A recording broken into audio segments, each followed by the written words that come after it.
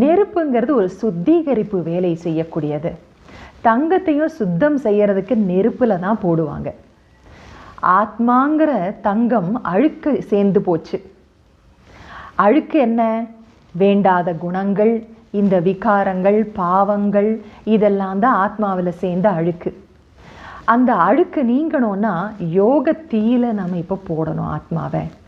அதாவது நாம் ஆத்மாக்கள் யோகத்தில் அமர வேண்டும். யோகம் என்றால் என்ன? தொடர்பு.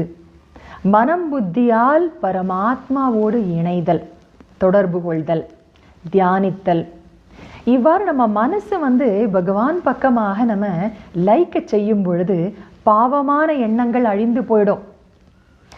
ஆத்மாவில் இருக்கக்கூடிய அந்த தீய குணங்கள், பாவ சுமை, இந்த விகர்மங்கள் எல்லாமே அழிந்து போய்விடும். அப்படிங்கிறதனுடைய அர்த்தம் தான் அது.